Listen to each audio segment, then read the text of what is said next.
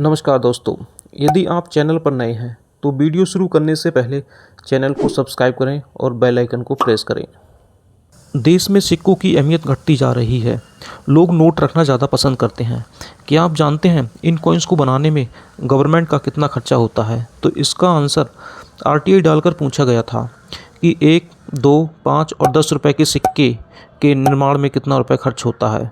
RTI में बताया गया कि 1 रुपये का निर्माण सरकार को महंगा पड़ता है, क्योंकि इसे ढालने में गवर्नमेंट को 1 रुपये 11 पैसे खर्च करने पड़ते हैं, जो उस सिक्के के मूल्य से ज़्यादा है। वहीं 2 रुपये के सिक्के की लागत 1 रुपये 28 पैसे है। वहीं 5 रुपये के सिक्के की लागत 3 रुपये 69 पैसे है, जबकि 10 रुपये के सिक्का बनाने में 5 रुपये 54 पैसे खर्च करने होते हैं। ये लागत हर सिक्के के आधार पर है।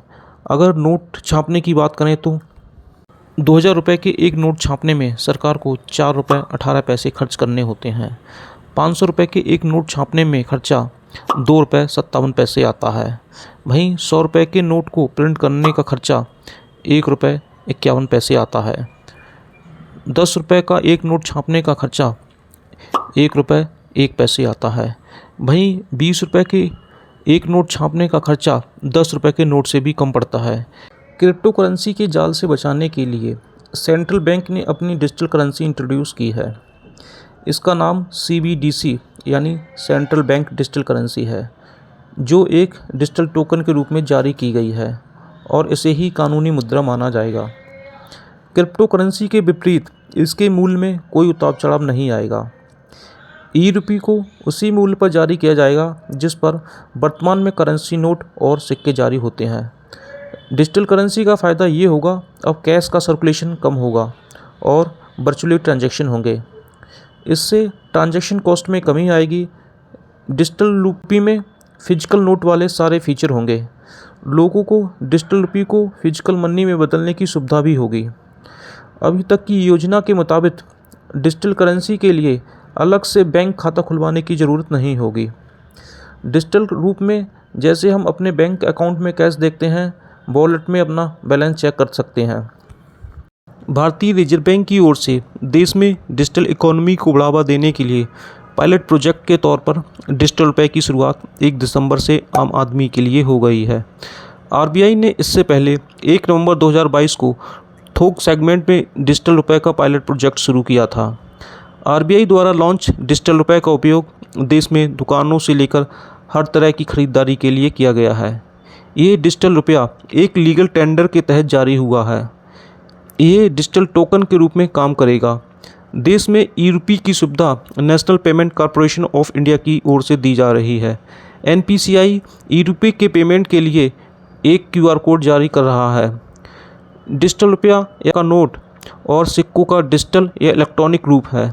ई-रुपया के आने के बाद से अब आपको नोट या सिक्के रखने की ज़रूरत नहीं है। खरीदारी या किसी अन्य लेन देन के लिए आप इस ई-रुपये का इस्तेमाल कर सकते हैं। इससे आपको ऑनलाइन लेन देन करना होगा। डिजिटल रुपया ब्लॉकचेन टेक्नोलॉजी पर आधारित है। डिजिटल रुपये से आप पर्सन टू पर्सन और पर्सन टू मर्चेंट के बीच लेन देन कर सकते हैं। आप किसी दुकान पर कोई सामान खरीदने के लिए इसका इस्तेमाल कर सकते हैं। आपको दुकानदार के QR कोड को स्कैन करके डिजिटल वॉलेट में जमा ई-रुपये से पेमेंट का विकल्प मिलता है। भारतीय रिजर्व बैंक ने पायलट प्रोजेक्ट के 8 बैंकों के साथ डिजिटल रुपया को उपलब्ध कराने की जानकारी दी है। पहले चरण की 4 बैंक, जिसमें भारतीय state bank, ICICI bank, yes bank और IDFC फर्स्ट बैंक हैं, और इसके पहले चरण में मुंबई, नई दिल्ली, बेंगलोर और भुवनेश्वर में ये सुविधा उपलब्ध होगी।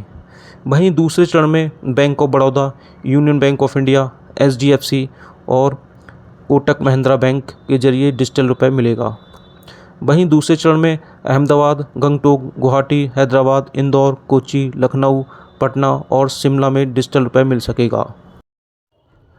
आप डिजिटल रुपया को भारतीय state bank, ICICI bank, yes bank, IDFC first bank के ऐप या वेबसाइट से खरीद सकते हैं।